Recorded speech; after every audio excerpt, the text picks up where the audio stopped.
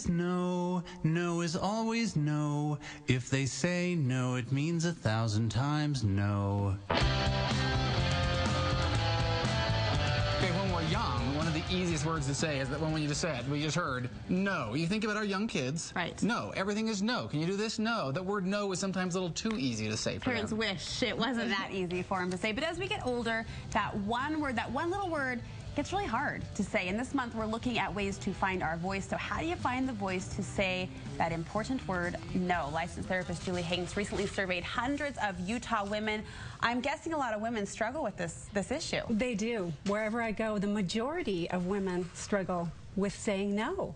We just feel so guilty about using those words. Is it guilt? Is that what holds us up? You know, there are a lot of things. I think one of them is guilt, for sure. But one is that we actually want to do everything. We want to help people. Another one is just, you know, we don't want to disappoint people. If someone asks us for help, we don't want to disappoint them.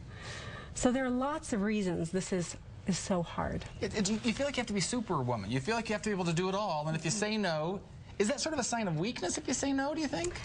Yeah, I think it acknowledges that, you know, we can't do everything, and that's hard. It's hard when you want to, you know, you want to serve, you want to be able to help your family and your neighbors. We just can't do it all. I can relate to the letdown thing, and I think women are particularly, I mean, this applies to men as well. I think no is a hard word to say in general when you're an adult, but I think for women, you're often the solution for so many people, right? You're the solution for your kids, for your husband, for your friends, for the neighbor. And to have to be in a position to say that feels like you are letting people down, that you're going to disappoint them. Yeah, and in my workshops with women, I often say, you know, no one died from being disappointed. I've never met anyone. Can I get you to say that one more time, and maybe I'll frame it and put it on my wall? No one has died from being disappointed. You know, I think we've established, I think so many people out there know, but we struggle with. We know that it's hard to say no. Yeah. But you say it's actually very important for us to be able to say that. Why? Why do we have to be able to say it? Well, it's important for us to accept that we have limitations, and that's okay. Everyone has limitations. We have limited time and energy, and it's our responsibility to decide where we're going to invest our time and energy. So we have limitations on that, and that's okay. We don't have to feel guilty about that. You also say that it's an important boundary. Is that how does that set up a boundary there? Well, think about like you were mentioning, 2-year-olds. One of their first words is no. It separates them from us. They can say, I am not you, Mom. Say, go to bed. No. It's a way that we establish a sense of ourselves as different from other people. And that's why it crops up again in the teen years. We hear that a lot in my house, too, with the teenagers. Julie's like, I can relate on so many different levels. So it's an identity thing? It's a self-expression of sorts? It's part of saying, I am different than you.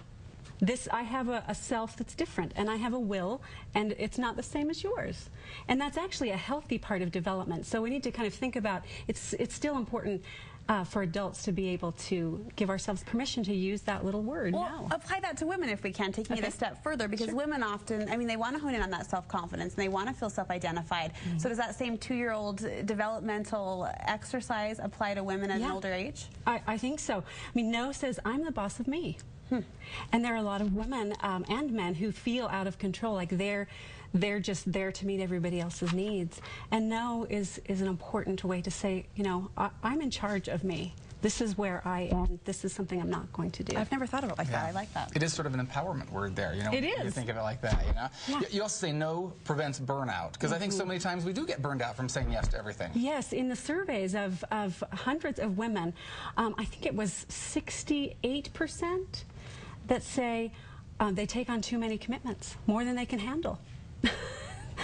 That's a lot of people who are burned out. So being able to say no limits, you know, your commitments, so you can take care of yourself and feel happy and healthy and take care of what matters most. And you point out being able to say no in those moments allows you to say yes to the things you really want to agree to. Yeah, and I think that's such an important point, Brooke, because if we don't say no, then we're saying yes to everything, and we're not able to prioritize. And for me, when I get overwhelmed and overcommitted, the first things to go are the most important. I'm more short in my relationships with my family. I'm not kind of doing the things that I like to do for my spiritual life. Some of the most important things are the first to go when we're overwhelmed. So it's important. Such an interesting truth. That is so true. You do let go of what, if you pinned yourself down and asked what's most important, those are the things to go. Yeah, and that it needs to fit with our priorities. So saying no is important so we can say yes to more important things. And then don't you find people, when they ask you, they're actually hijacking your life because they're sort of forcing you, pressuring you into saying yes. We allow them to. Yeah, exactly. I know. You're the boss of you. I have a women or not, but you're letting them. Like, we can't say it, but we can tell people how to say it, right? Exactly. Well, come on, we got to figure out how to say no. So you got some great ideas. You say one of the first things is accept that you do have some limitations. You can't do everything. Right, and that's okay. That's not a flaw. That's not a weakness. That's not a bad thing. It's a human thing. We all have limitations. And is it a good thing? Yeah, well, it just is. It just is. It's not good or bad. It's just a fact of being human. We cannot do everything.